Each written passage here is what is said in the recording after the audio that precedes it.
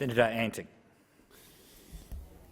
History is replete with examples of emergency powers being granted during a crisis, whether real or imagined. From ancient Rome to the events prior to World War II, tyranny descends under the cloak of emergency and the promise of safety.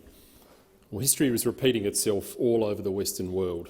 In Rome, dictators were given absolute power for 6 months to lead the Republic in times of war.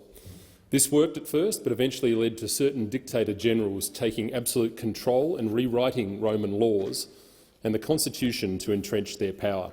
The convenience of centralised power, although arguably necessary in war times, eventually led to tyranny. As Australian historian Dr. Stephen Chavera noted, emergency is the language that you use when democracy is no longer working for you. Political power is rarely relinquished voluntarily once it's acquired, and it's often acquired by those who would seek to subvert the democratic process by exploiting or inventing a crisis. Freedom must always be safeguarded, and the apparent convenience of centralising power in the hands of a few must be resisted.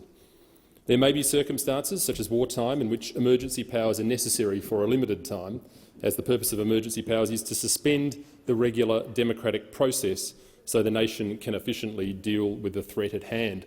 The COVID period has highlighted this so clearly. 2.5 years on, Australia is still in virtual states of emergency, and in many cases, the true democratic process is still suspended or partially suspended. Victoria and South Australia's Labor governments have permanently entrenched newfound emergency powers and have significantly expanded the scope of these powers, ready to be enacted when the next so-called emergency arrives. Now, magicians perform their tricks by using distractions. The same is true with the swathes of our political and bureaucratic classes. As the great Thomas Sowell wrote, if eternal vigilance is the price of freedom, incessant distractions are the way politicians take away our freedoms in order to enhance their power and longevity in office. Does COVID still look like an emergency to you? Would anyone still be afraid if not for the incessant propaganda of the corporate media cabal and our bureaucratic class? The greatest emergency I see is a lack of strength. And of course, the pattern continues with the lamentable World Health Organization declaring monkeypox as a global health emergency, while the White House is now pivoting to the monkeypox emergency without even batting an eyelid. And coming up next is the so-called climate crisis. South Australia's parliament recently declared a climate emergency with no real evidence, and their proposed solution is transforming the economy to net zero emissions. Quite a goal. But how exactly it will be achieved? Well, here's the spoiler alert. It'll involve more government control over your life, restricting your ability to run businesses how you want, restricting your ability to buy what you want, go where you want, along with soaring food, fuel and electricity prices. People do strange and terrible things when they're afraid. They behave emotionally and look for people to blame.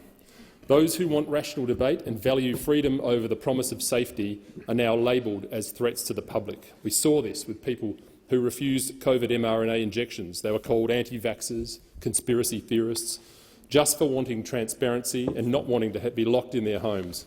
I'm sure we'll see that with climate lockdowns too. Australians need to be aware that whether through apathy or by design, we are allowing our liberty to be sacrificed at the altar of safety. The weapon is fear. The remedy is the emergency declaration. As Edmund Burke said, no passion so effectively robs the mind of its powers of acting and reasoning as does fear. Aspiring tyrants know this well and will continue to exploit it. The game plan is to hold us in a perpetual state of emergency until absolute power is obtained. Don't sit by the sidelines and watch our freedom fade away. You better get involved before it's too late.